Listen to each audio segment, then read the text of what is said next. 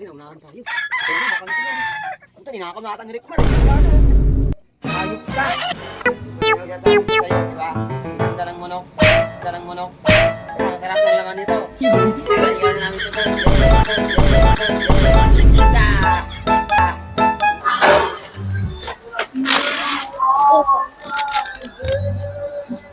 Papa, anak. Rickmar, dahil sa'yo, dumadami yung magnanakaw ng manok. Dahil sa'yo, nahawa ako.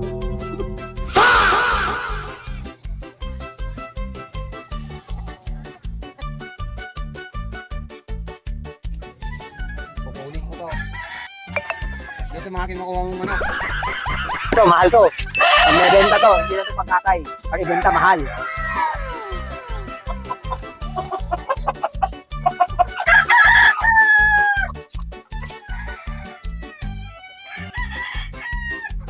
Hindi, naunahan tayo. Pero baka na sila.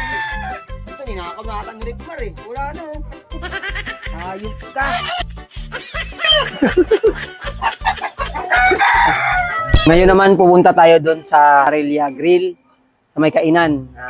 Kakain tayo doon, kasama ko si Pare Ryan. Nandun din si Manong yung nagpa-parking, si Boy Kulot, Boy Negro kung tawagin. Nilibre natin ng ano yun, tanghalian kasi tanghali na ngayon. Baka wala pang kain yun. Yung nagpa-parking yun, wala pang kita sa ngayon yun. Mga gabi pa magkakapera yun, kaya nilibre natin. Kaya samahan nyo kami. Let's go! Rickmar! Nanakaw kong manok doon sa kapitbahay namin, pinaihaw ko na. Dahil sa kalokohan mo, nahawa ako sa'yo. Kaya ulo ka talaga. Kaya tingnan mo.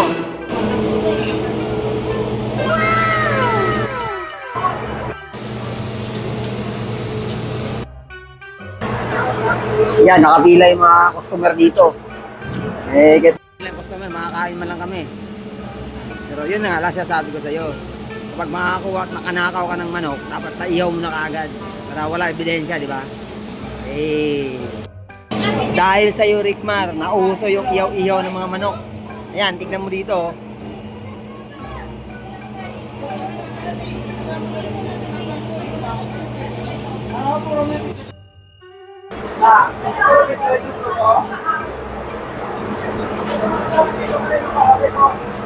Aming kumakain dito sa may parilya.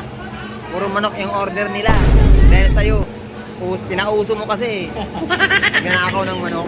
Yari ka talaga niyan. Ito na, Rickmar, yung kalokohan mo. Ayan o. Yung mga ninakaw naming manok, pinaihaw na namin dito sa kainan para nalalasaan na namin. Ayan o. O, diba? Ang sarap niyan. Ihaw-ihaw talaga. Tignan mo. Baka matakam ka. Wow!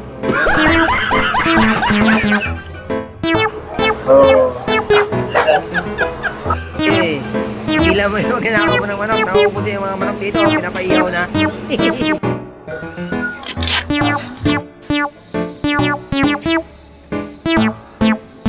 Okay, dakma. Luto na namin to. Yung sasabi ko sa'yo, di ba? Ang ganda ng manok. Ang sarap ng laman nito. Pinapaihaw na namin ito doon. Gitna! Yung sasabi ko sa'yo, di ba? Ang ganda ng manok. Ang ganda ng manok. Ang sarap ng laman nito.